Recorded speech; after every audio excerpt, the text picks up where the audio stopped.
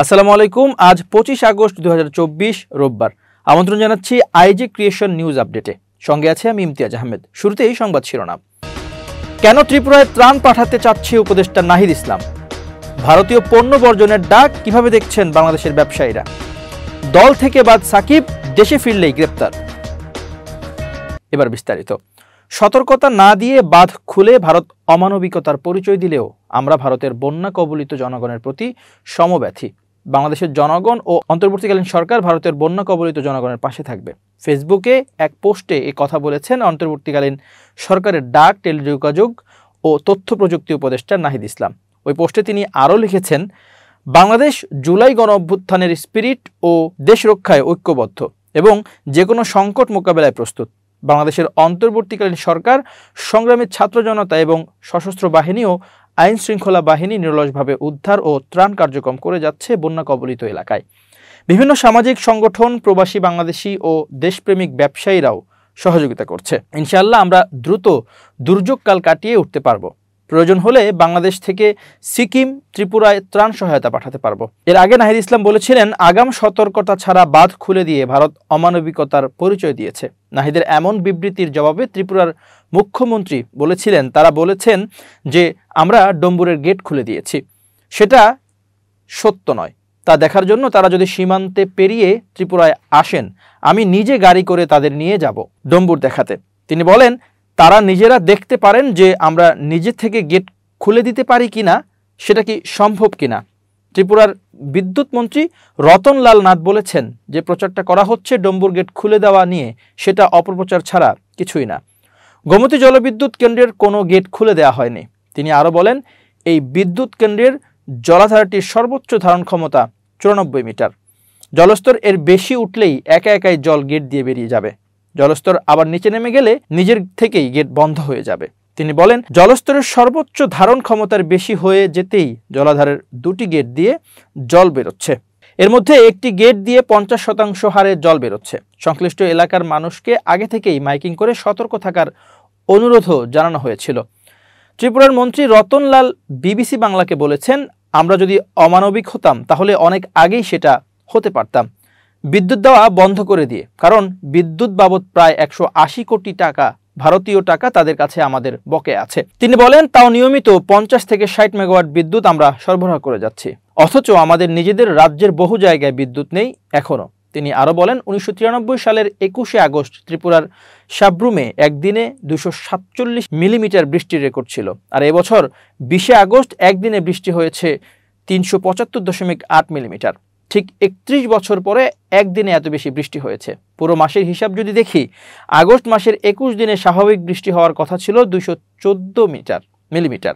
সেখানে বৃষ্টিপাত হয়েছে 538.7 মিলিমিটার, অর্থাৎ 151% বেশি। এত বেশি বৃষ্টিপাত হওয়ায় স্বাভাবিকভাবেই এত বড় বন্যা দেখা গেছে। ভারতীয় পণ্য বর্জনের একটি প্রচারণা বাংলাদেশে গত কিছুদিন ধরে সামাজিক যোগাযোগ মাধ্যমে বাইরে গিয়ে এখন রাজনৈতিক চেহারা পেয়েছে। যদিও বাংলাদেশের বহুল ব্যবহৃত অনেক পণ্য ভারত থেকে আমদানি করা হয়। ভারতীয় পণ্য বর্জনের এই ক্যাম্পেইনকে কিভাবে দেখছেন দেশটির ব্যবসায়ীরা? গত কিছুদিন ধরে সুনির্দিষ্টভাবে ভারতীয় পণ্য বর্জনের পক্ষে বেশ কিছুদিন ধরে সামাজিক মাধ্যমে অনেক ব্যবহারকারী প্রচারণা চালিয়ে যাচ্ছিলেন। এ নিয়ে বেশ কিছু গ্রুপও খোলা হয়েছে, যেসব গ্রুপে হাজার হাজার মানুষ সদস্য হয়েছেন। এখানে অনেকেই দাবি করেছেন তারা এখন ভারতীয় পণ্যের বদলে দেশের বা অন্য দেশের পণ্য ব্যবহার করতে শুরু করেছেন। যেসব নিত্য ব্যবহার্য ভোগ্যপণ্য ভারত থেকে আমদানি করা হয়, সেগুলোর বিকল্প হিসেবে বাংলাদেশি বিভিন্ন কোম্পানির উৎপাদিত পণ্য ব্যবহারে আহ্বান জানাচ্ছেন তারা। সঙ্গে জুড়ে দিচ্ছেন সেসব পণ্যের ছবি বা বিজ্ঞাপন। তারা তালিকায় রেখেছেন সাবান, শ্যাম্পু, ফেসওয়াশ, টুথপেস্টের মতো টয়লেটিজ এবং বোতলজাত পানি, জীবাণুনাশক, মশানাশক সহ আরও নানান পণ্য। গাড়ি বা মোটরসাইকেল, টায়ার থেকে শিশু খাদ্যের কথাও লিখেছেন অনেকে। যদিও বাংলাদেশের ব্যবসায়ীরা বলছেন, আমদানি বা খুচরা বিক্রির ক্ষেত্রে এই ক্যাম্পেইনের তেমন একটা প্রভাব তারা দেখছেন না। নিম্নে আইজি ক্রিয়েশনের দর্শকদের জন্য ভারতীয় পণ্যের বিকল্প বাংলাদেশি পণ্য কি আছে সেটির একটি তালিকা দেওয়া হলো। ধারণা করা হচ্ছে, অঘোষিতভাবে বাঁধ খুলে দিয়ে বাংলাদেশকে বন্যায় ডোবানোর কারণে বাংলাদেশের জনগণ ভারতীয় পণ্যকে বয়কটের ডাক দিয়েছে। সিলেট সীমান্ত হয়ে ভারত পালিয়ে যাওয়ার সময় বর্ডার গার্ড বাংলাদেশের সদস্যদের হাতে আটক সুপ্রিম কোর্টের অবসরপ্রাপ্ত বিচারপতি AHM শামসুদ্দিন চৌধুরী মানিককে আদালতের মাধ্যমে জেল হাজতে পাঠানো হয়েছে। শনিবার বিকেলে সিলেটের জুডিশিয়াল ম্যাজিস্ট্রেট 2 আদালতের বিচারক আলমগীর হোসেন এ আদেশ দেন বলে জেলা পুলিশের আদালত পরিদর্শক জামশেদ আলম জানান। শুক্রবার রাতে সিলেটের কানাইঘাট উপজেলার দানা সীমান্তে আটক হবার পর সকালে বিচারপতি মানিককে কানাইঘাট থানা পুলিশের কাছে হস্তান্তর করা হয়। বিকেলে কানাইঘাট থানা পুলিশ তাকে 54 ধারায় গ্রেপ্তার দেখিয়ে আদালতে পাঠায়।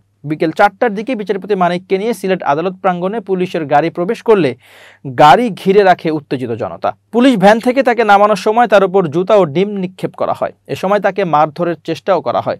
জেলা পুলিশের আদালত পরিদর্শক জামশেদ আলম বলেন, গ্রেপ্তার ব্যক্তি অবসরপ্রাপ্ত বিচারপতি হওয়ায় বিজ্ঞ আদালত জেল কোড অনুসারে তাকে সুযোগ সুবিধা দেওয়ার নির্দেশ দিয়েছেন। তিনি শারীরিক অসুস্থতার কথা আদালতকে জানানোয় তাকে চিকিৎসারও নির্দেশ দেওয়া হয়েছে। তিনি বলেন, আসামির বিরুদ্ধে ঢাকার লালবাগ, বাড্ডা ও আদাবর থানায় হত্যা মামলা সহ বেশ কয়েকটি মামলা রয়েছে। সিলেট থেকে সবকটি থানায় বার্তা পাঠানো হয়েছে। সংশ্লিষ্ট থানা সেসব মামলায় তাকে গ্রেপ্তার দেখাবে। এদিকে আওয়ামী লীগের সাবেক সংসদ সদস্য গোলাম মাওলা রনি তার ফেসবুক পোস্টে বিচারপতি মানিককে নিয়ে লিখেছেন যে বিচারপতি মানিক চাইলে এই দেশে অবস্থান করতে পারতেন। সেক্ষেত্রে তাকে 3টি পরামর্শ দেওয়া হয়েছে। 1, সে যদি কোনো দূতাবাসে আশ্রয় চাইতেন, বিচারপতি হিসেবে তিনি সে আশ্রয় পেতেন এবং নিরাপত্তা পেতেন। প্রথম আলো এবং ডেইলি স্টার পত্রিকার কাছে যদি তিনি সাহায্য চাইতেন, তাকে নিরাপত্তা দেওয়ার জন্য সেখানেও তিনি লুকিয়ে থাকতে পারতেন। এবং সবশেষ যেটি তিনি বলেছেন যে কিছুদিন আগে ভাইরাল হওয়া সেই টকশোর উপস্থাপিকা দীপ্তি চৌধুরীর কাছে গিয়ে যদি তিনি করজোরে আবেদন করতেন যে আমি বৃদ্ধ মানুষ, আমাকে তোমার বাসায় জায়গা দাও, তিনি হয়তো দীপ্তি চৌধুরীর সব রাগ অভিমান ভুলে তাকে জায়গা দিতেন। এতে করে 2টি লাভ হতো, নিজের নিরাপত্তা এবং কেউ ভাবতেই পারতো না যে তিনি দীপ্তি চৌধুরীর বাসায় আশ্রয় নিয়েছেন। এবার আন্তর্জাতিক প্রসঙ্গ। আফগানিস্তানের নারীদের মুখ ঢাকা এবং পুরুষদের দাড়ি রাখা নিয়ে নতুন আইন নথিভুক্ত ও কার্যকর করা শুরু করেছে তালেবান সরকার। আফগানিস্তানের বিচার মন্ত্রণালয়ের বরাতে রয়টার্স এ তথ্য জানিয়েছে। নতুন আইন অনুযায়ী এখন থেকে দেশটিতে নারীদের মুখ ঢেকে চলতে হবে। পুরুষদের দাড়ি রাখাও বাধ্যতামূলক। এছাড়া নারী পুরুষ কেউ নামাজ আদায় ও রোজা পালন থেকে বিরত থাকতে পারবে না এবং গাড়ি চালানোর সময় গান বাজানো যাবে না। জানা গেছে এই সংক্রান্ত ডিক্রি 2022 সালে তালেবানের সর্বোচ্চ ধর্মীয় নেতা জারি করেছিলেন। ওই ডিক্রিতে যেসব নিয়মকানুনের কথা বলা হয়েছিল তাই এখন আইনে রূপ দেওয়া হয়েছে। এরপর নীতি নৈতিকতা বিষয়ক একগুচ্ছ নিয়মকানুন পালনে বাধ্যবাধকতা ঘোষণা করা হয়। যুক্তরাষ্ট্র সেনা সরিয়ে নেওয়ার পর থেকে আফগানিস্তানে শরিয়া আইন কার্যকর শুরু করে তালেবান সরকার। এগুলো বাস্তবায়নে নৈতিকতা বিষয়ক মন্ত্রণালয় গঠন করা হয়েছে। এ মন্ত্রণালয় দেশটিতে ধর্মীয় বিধান পালনের বিষয়টি নজরদারি করে। নৈতিকতা বিষয়ক মন্ত্রণালয় ইতোমধ্যে অনুরূপ কিছু ধর্মীয় আইন প্রয়োগ শুরু করেছে। তারা বলছে এই সব লঙ্ঘনের জন্য হাজারো লোককে আটক করা হয়েছে, অথচ কখন কবে থেকে আইনগুলোর জন্য শাস্তি দেওয়া হবে তা স্পষ্ট করে জানায়নি বিচার মন্ত্রণালয়। 2021 সালে আফগানিস্তানে তালেবান নিয়ন্ত্রণ পুনরায় প্রতিষ্ঠার পর থেকে নারী ও মত প্রকাশের স্বাধীনতার উপর বিধিনিষেধ আরোপ করে। এজন্য মানবাধিকার গোষ্ঠী এবং অনেক বিদেশি সরকার নিন্দা ও প্রতিবাদ জানিয়েছে, কিন্তু আন্তর্জাতিক তীব্র সমালোচনাও তালেবানকে তাদের শক্ত নীতি থেকে সরাতে পারছে না। অন্যদিকে চেচনিয়ায় আকস্মিক সফর করেছেন রাশিয়ার প্রেসিডেন্ট ভ্লাদিমির পুতিন। ইউক্রেনের বিরুদ্ধে যুদ্ধে চেচনিয়ার সেনাবাহিনী ও স্বেচ্ছাসেবকদের প্রস্তুতি দেখতেই পুতিনের এই ঝটিকা সফর। মুসলিম অধ্যুষিত চেচনিয়া রাশিয়ারই একটি অংশ। পূর্ব ঘোষণা ছাড়াই 13 বছর পর মঙ্গলবার চেচনিয়ায় পা রাখেন পুতিন। সফরকালে রুশ প্রেসিডেন্ট চেচেন প্রজাতন্ত্রের রাজধানী গ্রোজনির একটি মসজিদে পবিত্র কোরআনের কপিতে চুম্বন করেন। এ সময় চেচেন নেতা রমজান কাদিরভ ও সঙ্গে ছিলেন। কোরআনের এই কপিটি মূলত স্বর্ণখচিত। এটি দেখার পর রাশিয়ার প্রেসিডেন্ট এতে চুম্বন করেন। এরপর রমজান কাদিরভ এবং সালাহ মেজিয়েভ কোরআনকে জড়িয়ে ধরে ছবি তোলেন। মুফতি সালাহ মেজিয়েভ বলেন, মুসলিম অধ্যুষিত চেচনিয়ার সর্বোচ্চ ধর্মীয় নেতা এবং চেচেন প্রজাতন্ত্রের মুসলমানদের আধ্যাত্মিক প্রশাসনের চেয়ারপারসন। এছাড়া পুতিন রাশিয়ান স্পেশাল ফোর্সের ইউনিভার্সিটি প্রাঙ্গণে সেনাদের সঙ্গে কথা বলেছেন। পুতিন সেখানে বলেন, যতদিন পর্যন্ত আমাদের কাছে আপনাদের মতো মানুষ আছে আমরা অবশ্যই অজেয়। এর আগেও কোরআনের প্রতি পুতিনের ভালোবাসা দেখেছিল বিশ্ব। সুইডেনে কোরআন পোড়ানোর অনুমতি দেওয়ার পর গেল বছরের জুন মাসে রাশিয়ার একটি মসজিদের সামনে পবিত্র কোরআন বুকে নিয়ে পুতিন বলেছিলেন, এর অবমাননা অপরাধ। এবার খেলার খবর। হত্যা মামলায় আসামি ক্রিকেটার সাকিব আল হাসানকে জাতীয় দল থেকে অপসারণ করতে আইনি নোটিশ পাঠানো হয়েছে। বাংলাদেশ ক্রিকেট বোর্ড বিসিবি কর্তৃপক্ষকে এই লিগ্যাল নোটিশ পাঠানো হয়েছে।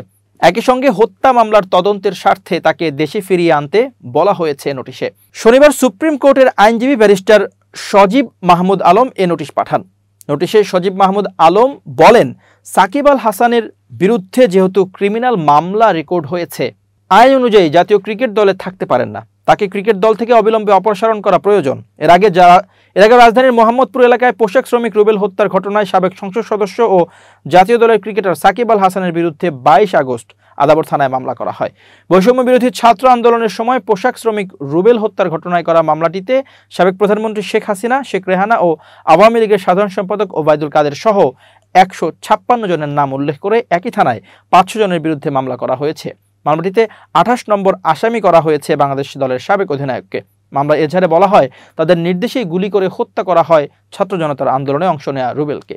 এছাড়া নরসিংদীতে সাবেক প্রধানমন্ত্রী শেখ হাসিনার বিরুদ্ধে হত্যা ও বিস্ফোরণ সহ 5টি অভিযোগে মামলা করা হয়েছে। গত বৃহস্পতিবার দুপুরে সদর উপজেলার বাদুয়ারচর এলাকার মৃত আবু সিদ্দিক মিয়ার ছেলে আলমাস মিয়া অতিরিক্ত চিফ জুডিশিয়াল ম্যাজিস্ট্রেট আদালতে হত্যা, বিস্ফোরণ সহ কয়েকটি অভিযোগ এনে মামলাটি করেন। প্রিয় দর্শক, শেষ করছি আইজি ক্রিয়েশন নিউজ আপডেট। আজ এ পর্যন্তই। ভিন্ন খবর নিয়ে দেখা হবে আগামীকাল। নিজেকে আপডেট রাখতে সাবস্ক্রাইব করুন চ্যানেলটি, নিয়মিত লাইক, কমেন্ট ও শেয়ার করে ছড়িয়ে দিন সর্বত্র। সুস্থ থাকুন, নিরাপদে থাকুন। শুভেচ্ছা অগণন।